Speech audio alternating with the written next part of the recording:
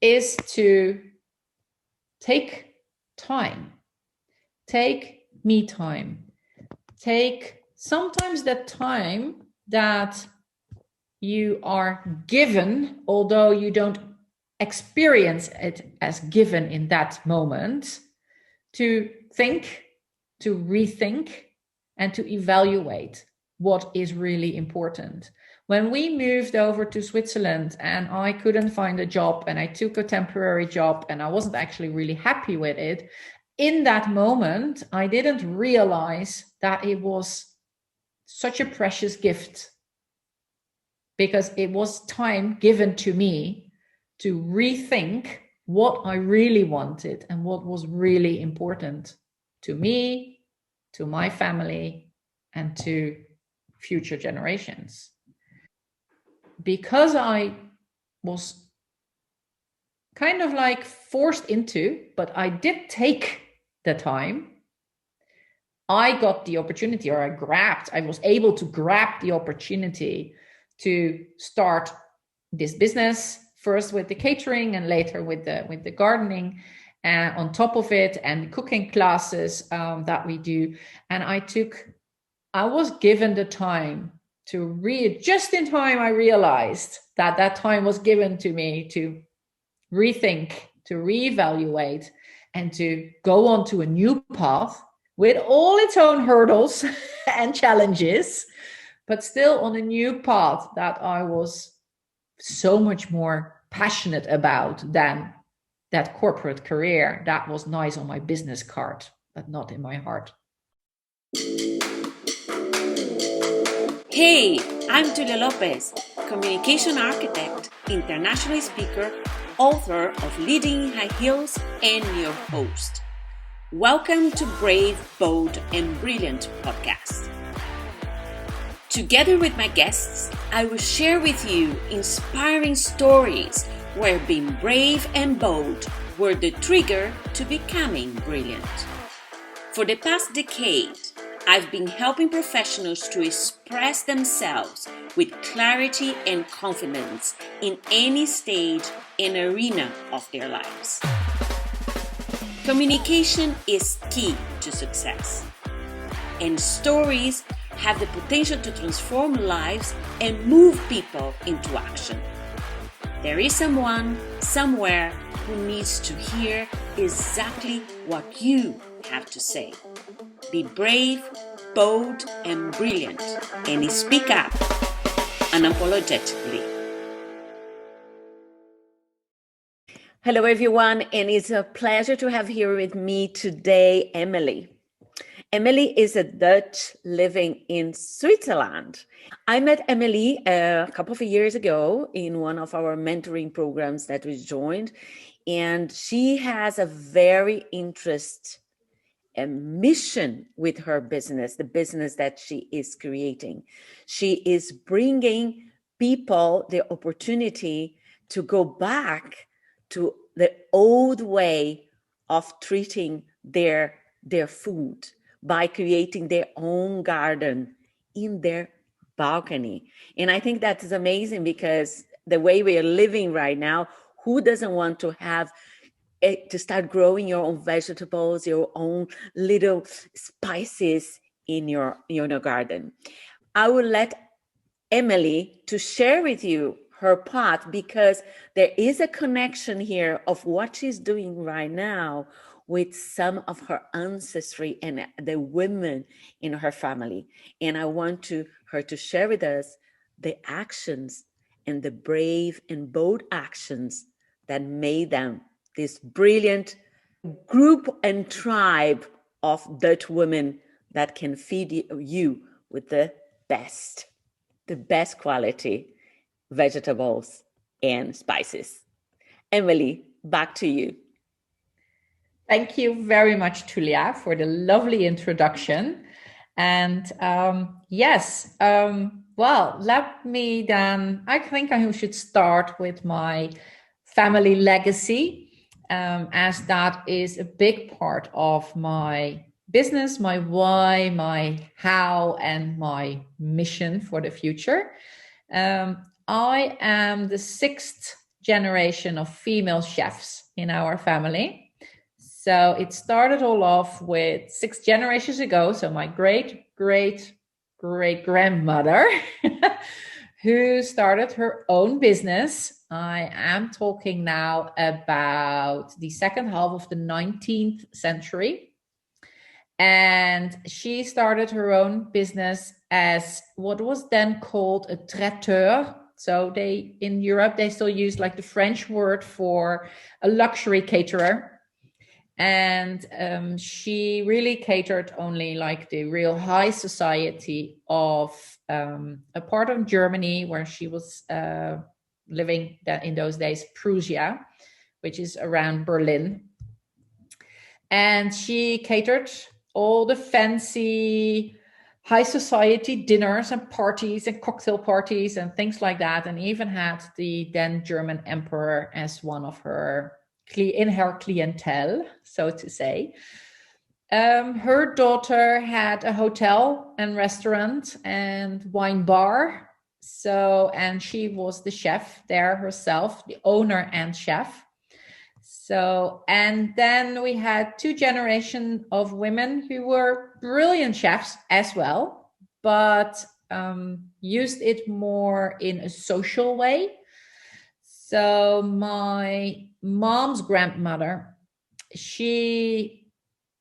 as a profession, she became a math teacher at grammar school. So also like not the most common job journey as a woman, especially not in those days. I'm now talking about this late, like the last quarter of the 19th century. But she was an amazing chef and she loved to cook. And I can tell you, like with my grandmother, the dinner parties at their place were always the most popular in town. And then my mother, she, of course, learned it as well from her mother.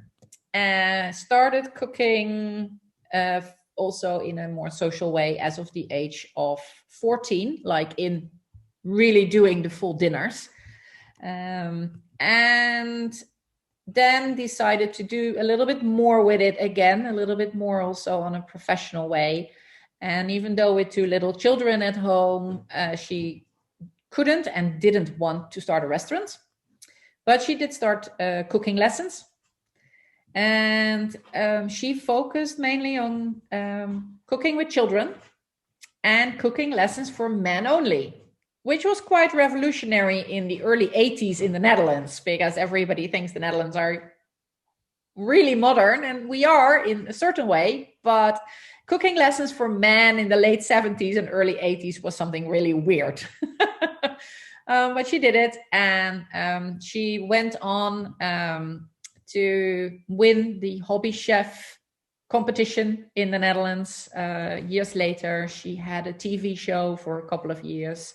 She wrote books. She wrote special personalized diets for people with health issues. And she catered or did the catering, cooked with 2 Michelin star chefs for years, which is also the one that trained me after I had my training in my mom's kitchen, of course, because that's where I started, a 3-year-old, stirring the pots and more eating than cooking. But hey ho, you have to learn it somewhere. And then my path was still with a couple of hurdles because, of course, growing up in a family with all these amazing chefs, I mean, not only my grandmother and my mother, but also my aunt and my sister, they all were amazing or are amazing chefs. And it's hard to kind of like recognize your own talent if you are always surrounded by everybody who's cooking amazing. And then on top of that, all these Michelin star chef friends of my mom who were always at our place, and, you know, we were in their restaurants, and when we were at their restaurants, I was in the kitchen. And so, I did my high school. I went to university, got my master's degree in something completely different, of course. Started a corporate career. And then years ago, I moved to Switzerland with my husband for his job. And that gave me, of course, the opportunity to rethink my job or my career. I mean, I quit my job in the Netherlands, struggled a little bit to finding the network and the entrances and things in Switzerland. And then, it was these days that you feel like, am I really happy that we moved? I mean, I love Switzerland, don't get me wrong. But I was bored a little bit, as I think many, especially trailing spouses, can kind of relate to. You get bored and it's like, is this it? And that's actually when my husband kind of like gave me a loving kick in Nowhere. to think about starting something for myself. I was like, oh, that sounds interesting. Love that. But what can I do? And he was like, Émely, what? Really? Are you asking what can I do? I'm like, yeah, I don't know what I can do. He's like, oh my gosh, you're horrible. Start cooking.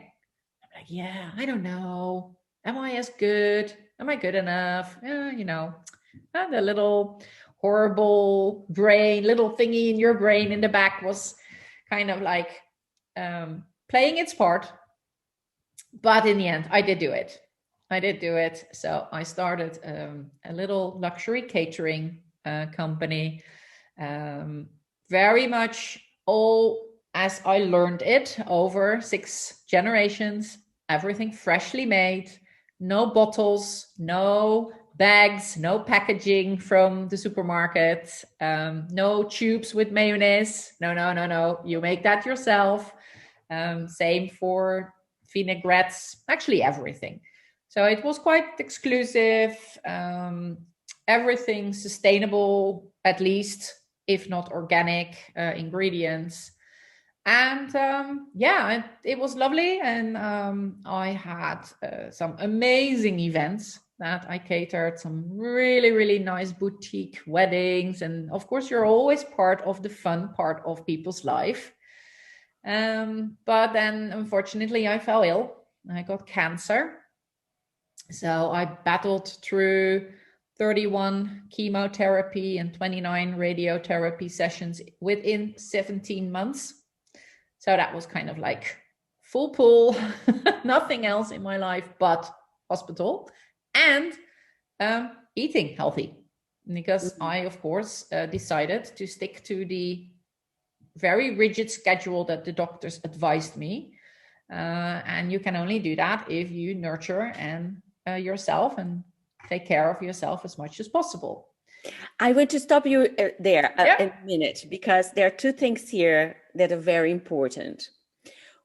One, that you started with the generation of your ancestors, and you have this legacy. Legacy was the word that I was missing at the beginning. That you have in your blood. It comes like, and it's interesting when you say, when you're surrounded with all these talents, you cannot see your own because you think that, how can I dare? But one thing that I found beautiful of what you said at the very beginning, your great grandmother, catering to this very selective group of people, and also those times.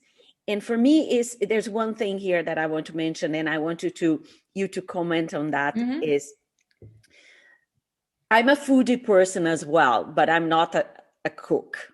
I just enjoy eating, and I enjoy the presentation of everything that comes in front of me. And this is also an art. So this, for me, this combination, the ability of combining the tastes and the putting the senses there, the 3 senses, no? Your vision is the first one, the sense of smell, and then the taste. And tell us a little bit about how your great grandmother, your grandmother, and how do you see this? How is your experience with this in the people's life? Because I think when you as you said here now, you get to know the nice part of their lives, but you are bringing something very special and an experience to everybody's life with the food. What is your experience with that? Well, I definitely, for me, it's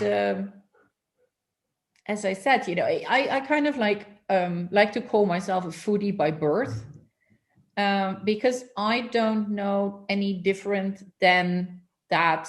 As you said, almost actually 4 senses have to combine to enjoy the full experience. It's the structure of the food. So it's almost even the feeling, even though it's in your mouth, but it's the feeling, the combination of something soft with something crunchy.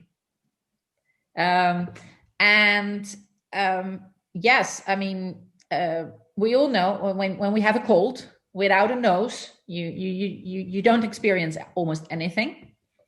But the eye absolutely joins you in your dinner, definitely. It is something that for me is very natural, even like on a daily basis, when we just have like a weekday dinner. I will hardly ever just put the pot on the table. Everything goes in a nice bowl, is served separate. But one of the biggest feedback on the catering that we do is that people are always, oh, so beautiful. So beautiful. It looks so beautiful. I said, well, I hope it tastes beautiful as well. But it of course it is. And it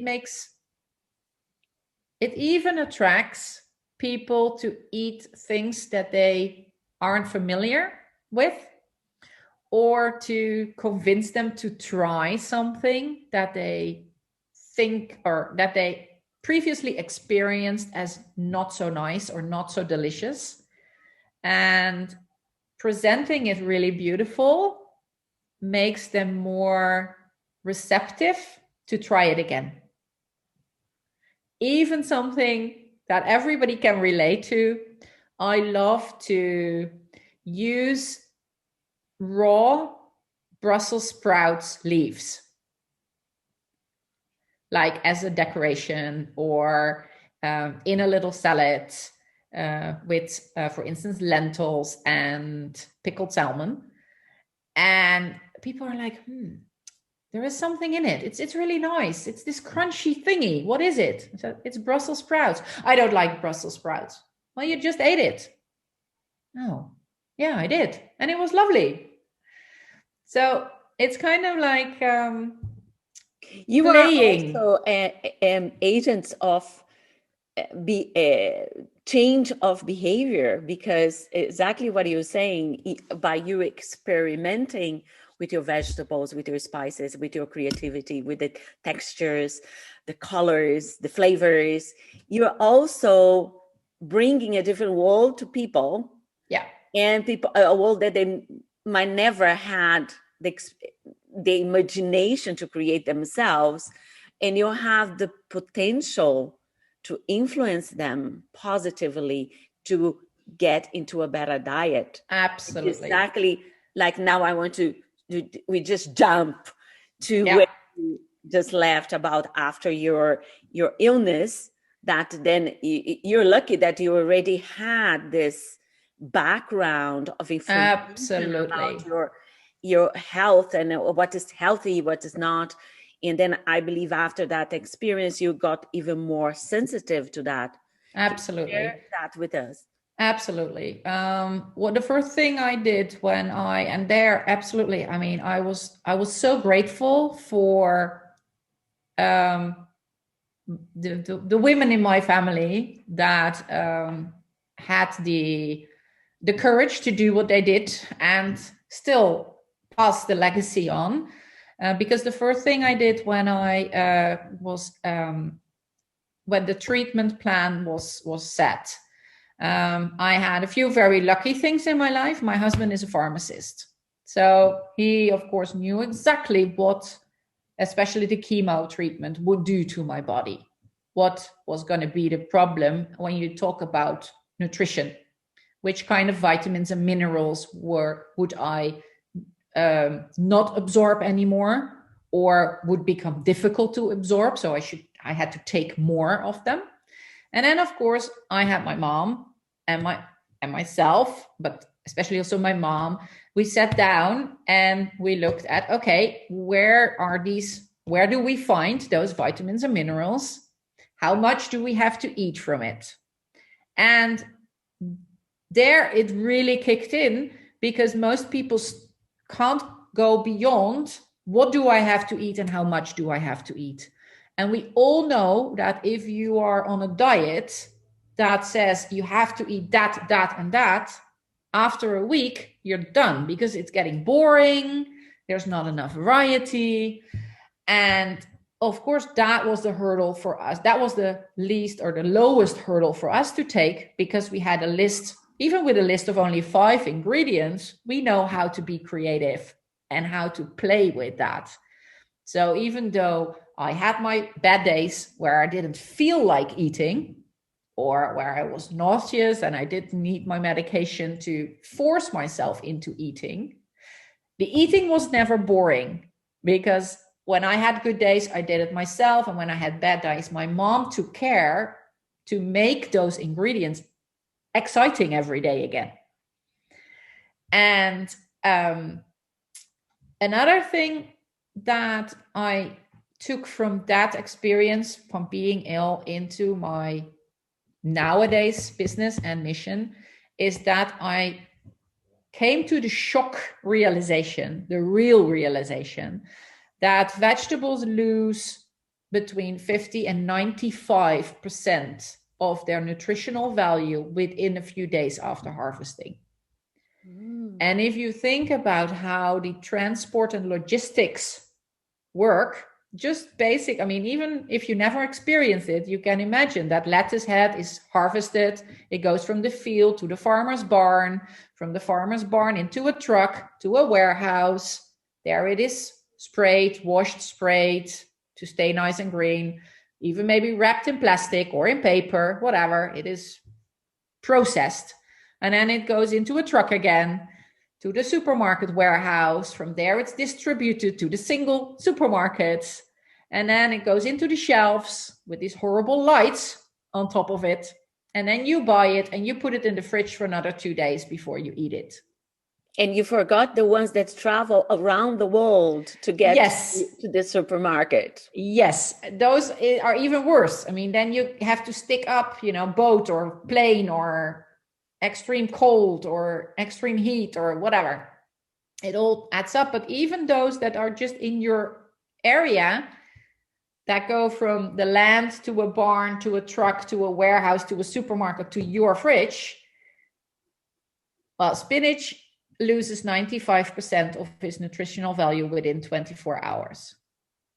So you're not eating spinach. If you buy it, you're not eating spinach because it's healthy, but for the fibers that it brings, but not for the vitamin A that is in there or the minerals that are in there. So I was like, okay, now I have to grow them myself, because that's the only way that you can say I pick my vegetables and a few hours later, it's on my plate. And you have all the nutritional value that nature provides you with. I mean, it's like it's served to you on a beautiful plate that is called the garden. But we have to take it. We have to be aware that it is how it is and where it is, and that it's there.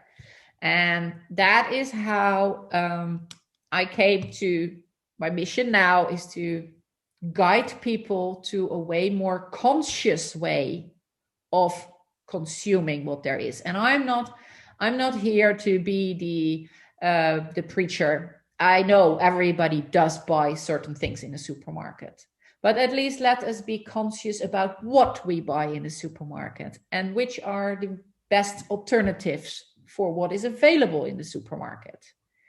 And I started growing my vegetables, all my vegetables myself, although I live in town, in an apartment, with a terrace, no garden.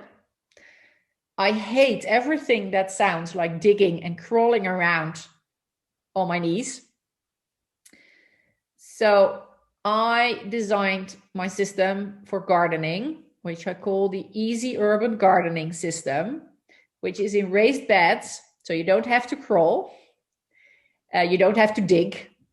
It can be on a balcony. It can be as small as maybe 60 by 60 centimeters. And you only have to, I only look at my garden, or have to look. I look a lot at my garden and I spend a lot of time in my garden. But if you're talking about necessary maintenance, you can do it in 5 minutes per day. Mm-hmm. And it's the whole story, as you said. It's about the feeling that comes with food. If you grow your own food, you feel more about it. If it's that fresh, it tastes better. It looks better. It smells better. And it's healthier. That's kind of like the bonus on top of everything that we already discussed about the senses. And then and then all of a sudden, if your radish is so much more tasteful than when you buy it after 6 days, or your cucumber is so much more crispy instead of the wiggly ones that you buy in the supermarket, you don't need that salad sauce. A little bit of oil and vinegar with some fresh pepper and salt is enough. And then all of a sudden you skip, kind of like almost naturally, you skip a lot of processed food, you skip a lot of salt, you skip a lot of sugar, you skip a lot of additives, conservatives, everything that is in the end actually bad for you. And that's my mission. I am listening to you. I already imagining here a little garden in my balcony. And because also there's one aspect, many years ago, a friend of mine, we were talking about professions, and it was an informal conversation among friends, and we are quite young, in our 20s. And someone mentioned that she wanted to become a chef. And I remember very well, and it stuck on me that this other friend said, wow, this is a very, it is such a blessing profession. And we all, we said, why are you saying this? He said, because you are feeding people. You really have to take this with your passion, because everything, all the energy you put when you're creating your food, you're giving to people, and they will take that. And now with all this crazy world that we have been living in since last year, we had to be stopped. We all stopped now, and we had to reassess many things. And there you are with this amazing idea that you can feed yourself with better quality vegetables from a little space. But more than that, when you're saying this, what was coming to my mind was, what a beauty, what an amazing process is that you paying attention, putting your time, dedication, and focus on building something for yourself or your family, and then you knowing that you put inside yourself something that is healthy, that is great, is going to do good for you, but also how much this can help in bringing you to a meditative state that brings you to this presence and mindfulness. Absolutely. Right? And I'm going too far away here. No, absolutely not. I'm really happy that you touch on that point, because when I work with my clients, I always, a very important part of gardening for me is creating what I call the 5-minute routine. First of all, the 5-minute routine is important because you have to take care. I mean, once you start a garden, it's as Audrey Hepburn said, planting a garden is believing in the future, but you have to take care of it. You have to pay attention to it. But besides the fact that you have to pay attention to your garden and water your plants, for me, more important is that those 5 minutes become kind of like a ritual of refocusing, reconnecting, de-stressing, taking some me time outside. I have my standard 5-minute routine, especially during the spring and summer and early autumn, is always like at the end of the workday. The end of the workday, I close my computer, I smack it shut sometimes. We all have those days. But it doesn't matter in which state of mind you end your workday. You walk outside onto your balcony or to your terrace, and you take those 5 minutes to refocus. And your refocus is on, first of all, it's on nature. It's in the pace of Mother Nature. It's with the colors of Mother Nature. It's with the weather of Mother Nature. You can't influence any of those. You just have to take it as it is. Leave the stress, leave the deadlines, leave the to-do list. Just go in there. You refocus. You have your 5 little minutes of meditation, of empty head. And you know what the best is?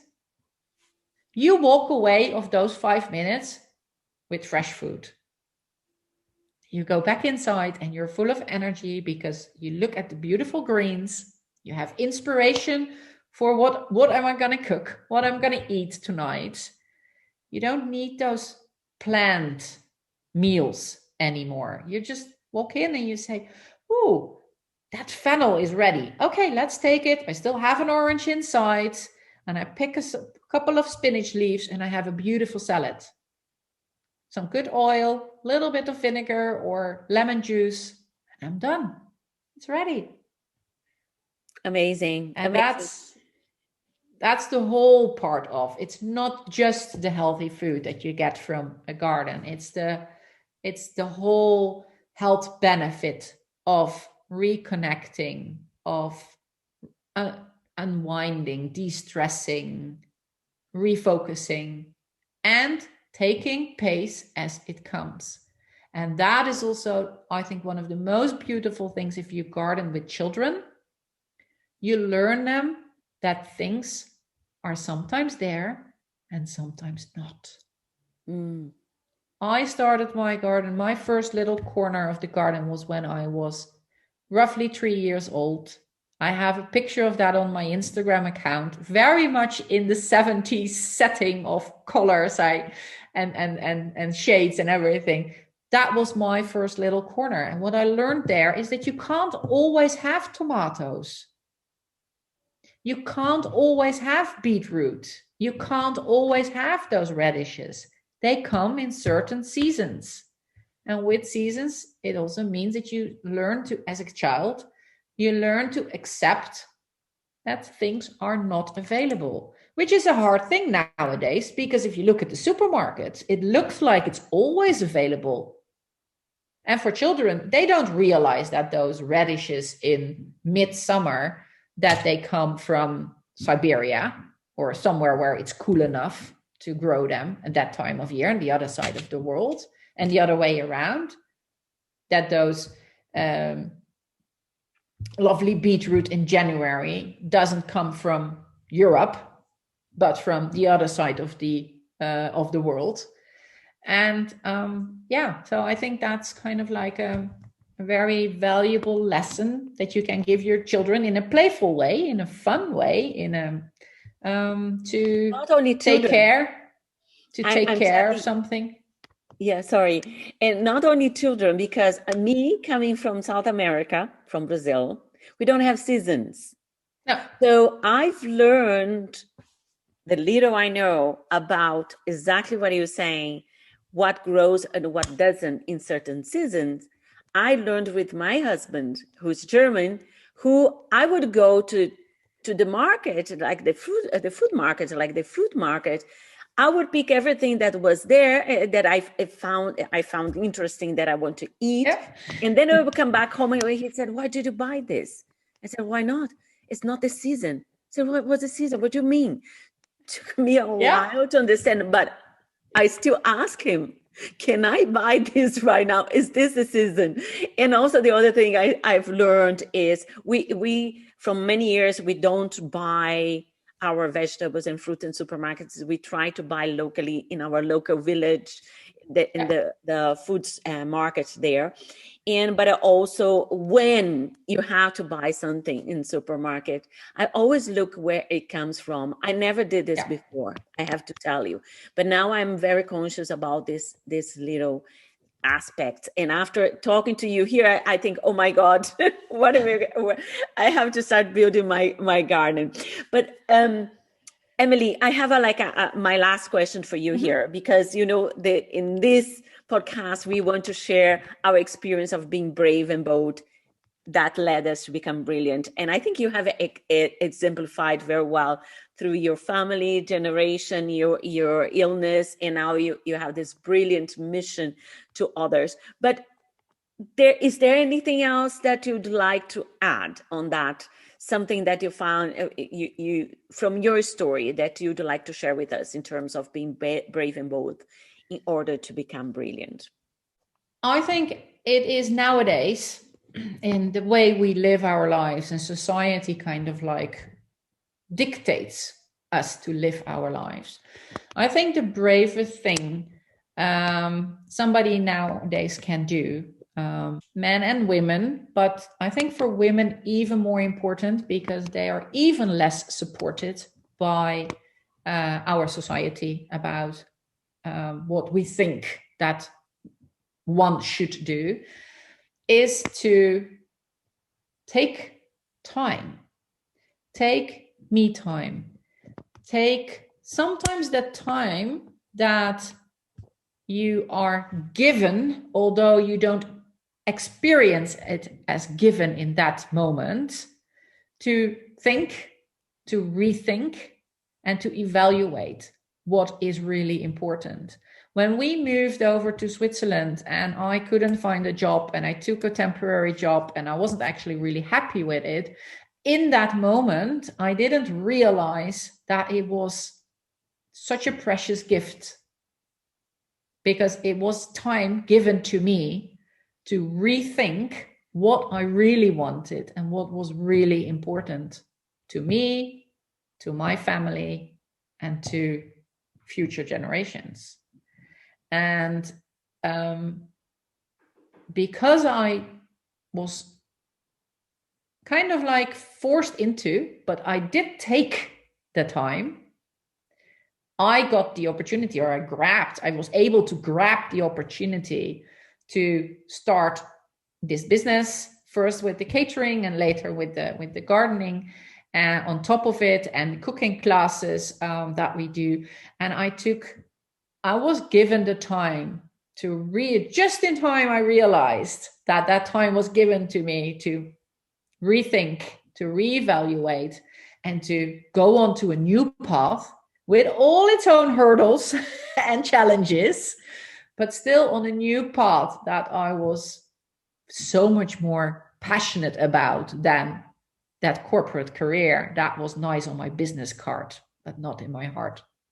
Oh, that's beautiful and very important message, especially in times right now where we know, and you said very well, women, and we are still unprivileged in the context of society and in professional. And right now we know that of the situation, redundancy, there are more women back home without highly qualified at home and feeling miserable. And this reconnection that you mentioned, finding something that to reconnect, take this time to really allow your greatness to come out. But again, we know, I know, because we are in mentoring programs, and here I pull the leg, is that you don't need to do it alone. You should, you must look for support and then go for it, because there is an opportunity in every challenge. Absolutely. Don't do it alone. You don't have to do it alone. You should not do it alone.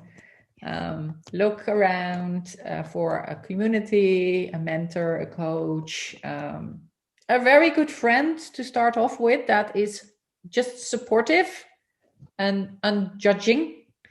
But yeah, no, I mean, and I think definitely now, the time we live in now, we are given that precious gift of time. We are forced into it. So yeah, take it to do something new, to try something exciting, to try something bold and brave. Thank you so much, Émely, for your time here. And I'm so looking forward. I know you're launching a program where you teach us how to do this magic in the balcony. And I would be happy to support you and to pass the information on, because I believe we all need and should and eat healthier and look after ourselves. Absolutely. That is wonderful. Do I have one last second? Yes. Come say hi. Come say hi. We have a visitor. For the ones who are not going to see this, but for the ones who see it, there he is. It's Aramis. Exactly. Aramis. He doesn't see the screen, does he? No, he doesn't react on the screen unless he recognizes the voice. Oh, okay. So we have to talk more often then. Yes. When my mom calls, he does recognize the voice and he really looks at the screen. But yeah. That's awesome. Thank you so much, Émely. And we'll definitely be in touch. And thank you very much, Tulia, for having me. It was wonderful. Thank you. That's all for today. I hope you got inspired to raise your game and be brave, bold, and brilliant. Make sure you listen to my other podcasts. Stories are great sources of inspiration and transformation. Subscribe. Remember, there is someone somewhere who needs to hear exactly what I shared with you here today. Be generous and spread the word. Give your feedback and help grow this awesome community. Until then, be brave, bold, and brilliant, and speak up unapologetically.